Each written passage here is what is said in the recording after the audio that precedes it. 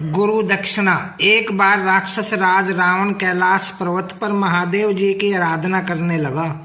वहां महादेव जी को प्रसन्न न होते देख वह हिमालय के वृक्ष खंडक नामक दक्षिण भाग में जाकर तपस्या में लीन हो गया। वहां भी जब उसने शिवजी को प्रसन्न होते नहीं देखा तब वह अपना मस्तक काटकर शिवलिंग पर चढ़ाने लगा। 9 मस्तक काटकर चढ़ा देने के बाद जब एक मस्तक बचा तब शंकर जी प्रसन्न हो गई और बोले, राक्षस राज अभीष्ट वर मांगो। रावण ने कहा, भगवान मुझे अतुल बल दे और मेरे मस्तक पूर्ववत हो जाए। भगवान शंकर ने उसकी अभिलाषा पूर्ण की। इस वर की प्राप्ति से देवगण और ऋषिगण बहुत दुखी हुए। उन्होंने नारद जी से पूछा, नारद जी, इस दुष्ट रावण से हम लोगों की रक्षा किस प्रकार होगी? नारद जी ने कहा, आप लोग जाए, मैं इसका उपाय करता हूँ।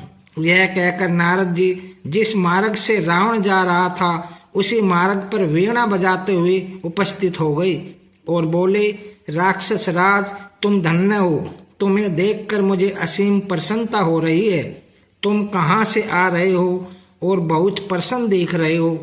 रावण ने कहा, देवर्षि, मैंने आराधना करके शिवजी को प्रसन्न किया है।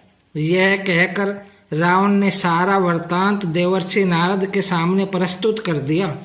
यह सुनकर नारद जी ने कहा, राक्षस राज, शिव तो उन्मत्त है। तुम मेरे प्रिय शिष्य हो, इसलिए कह रहा हूँ तुम उस पर विश्वास मत करो और लौटकर उसके दिए हुए वरदान को प्रमाणित करने के लिए कैलाश पर्वत को उठाओ। यदि तुम उसे उठा लेते हो तो तुम्हारा अब तक का प्रयास सफल माना जाएगा। अभिमानी रावण देवर्षि नारद की बातों में आ गया और लौटकर कैलाश पर्वत को उठाने लगा।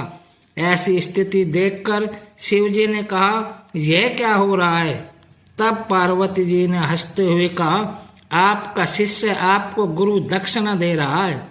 जो हो रहा है वह ठीक ही है। यह अभिमानी रावण का कार्य है।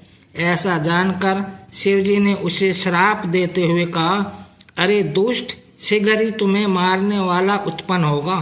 यह सुनकर नारद जी वीणा बजाते हुए चल दिए और रावण भी कैलाश पर्वत को वहीं रखकर विश्वस्त होकर चला गया। उम्मीद करता हूँ दोस्तों वीडियो आपको अच्छी लगी होगी, तो प्लीज लाइक और सब्सक्राइब कर देना। धन्यवाद।